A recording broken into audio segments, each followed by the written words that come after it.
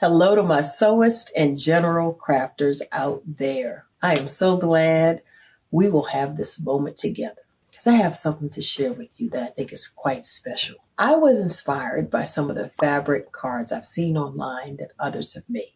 I hope you're going to be inspired by what you see from what I'm making here today as well. If you are, make sure you tag Tenderly Stitched in your posts so that I can see what you do. Today, I'm going to show you how I make my fabric cards.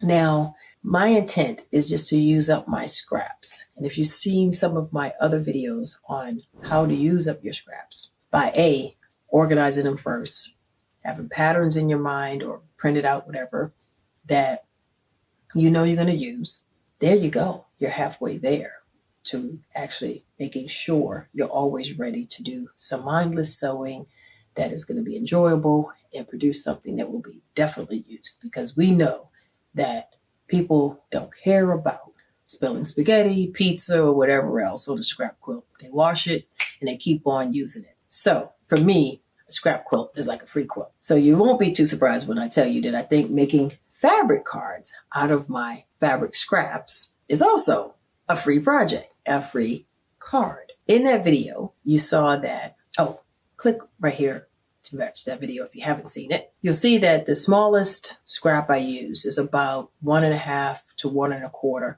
narrow in width. And I use those beautifully in my string quilts. But obviously I have stuff left over that's a little bit more narrow than that, right? What do you do with those?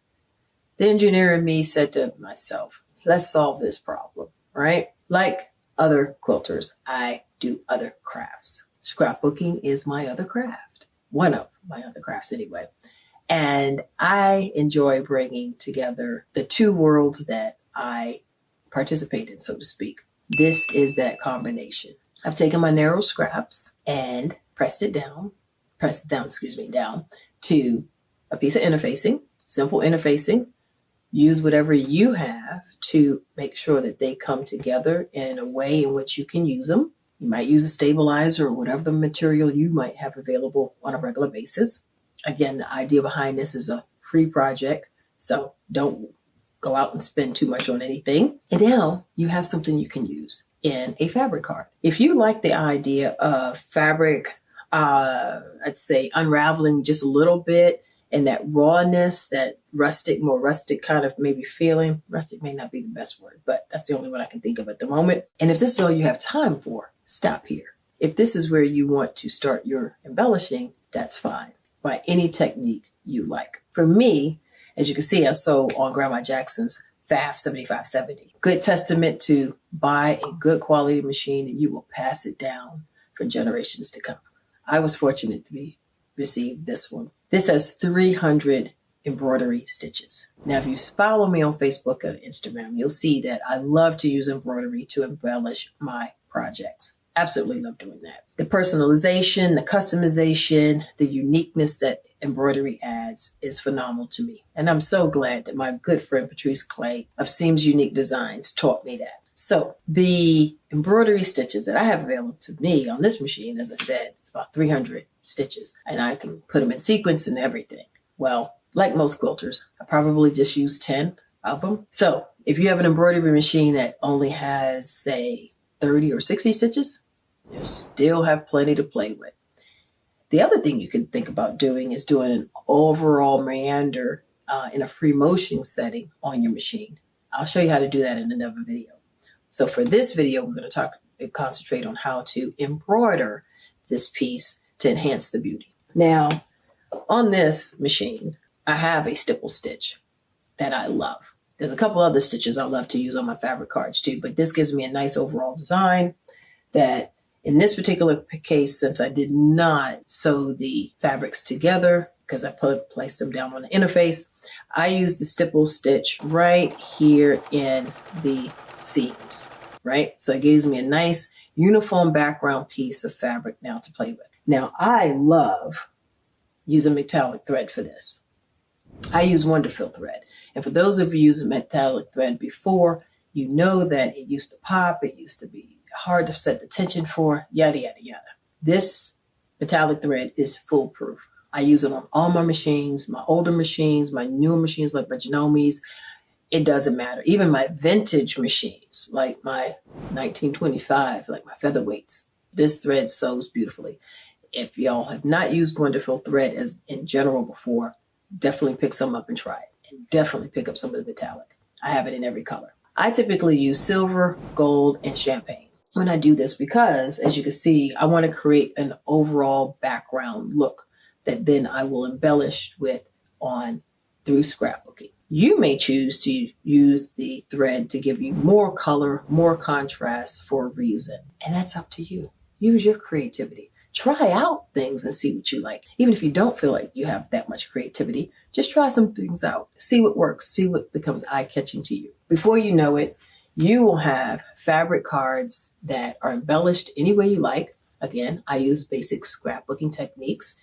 And I have tons of cards ready to send to anyone at a moment's notice. You may not remember a time when we would sit down and correspond this way, but we used to buy a lot of cards or just simply write a simple letter, sit down, put your thoughts on paper, and receive happy mail. For those of us who only get bills in the mail, we appreciate receiving happy mail, certainly. I tell you, people enjoy receiving it. I enjoy giving it. Actually, I enjoy sitting down making these because in about 2 hours, I can make 6 to 12 cards. So virtually no time at all. Certainly in comparison to the quilts I make, this is no time spent at all to create something unique. And keep in mind, like I said, it doesn't matter what colorways you do. You just put them together and send it, right? These I haven't even embellished yet because I didn't have time just yet, maybe, or I was waiting for a special thought. Who knows? But certainly, with all of my scraps saved in any manner you like, this is a leftover jar from something, don't even know what it is. I can make so many cards at any given time. Let me tell you what I thought about last year. I saved my Christmas fabrics from leftover from all my Christmas quilts. Now this year, I have so many Christmas cards ready to give. Let me give you another idea. Well, let me give you a specific idea. How about that? If you make quilts and whatever other projects, save those scraps from the project, make a card, and when you give the quilt or the project to a person, a gift, give the card that matches the gift. Talk about the uniqueness, the specialness, and that extra gesture. Oh my God. They're going to feel so special. And if you're commissioned to do work, do the same thing and offer them to the person who is buying the commissioned piece. That way, their card coordinates with the gift as well. I know a lot of people who love to coordinate their gifts ever so specially in those unique ways. And you just have one more, I say, way in your arsenal to do so. So let's recap. Save your scraps any way you like. Sit down by any method you like, put those scraps together so that they become one piece of fabric that you've uniquely created. If you like, find a stitch that you like or do some sort of overall meander that you like. Create your fabric piece and then embellish it so that it's ready to be sent out at any time, any special occasion or in a moment's notice. It doesn't matter. So that is all I have for you right now, but do subscribe because I will be back to share some more ideas, tips, and tricks from my sewing studio. I hope you have your own sewing area that just brings you joy because this area certainly brings me joy in my house. Bye for now.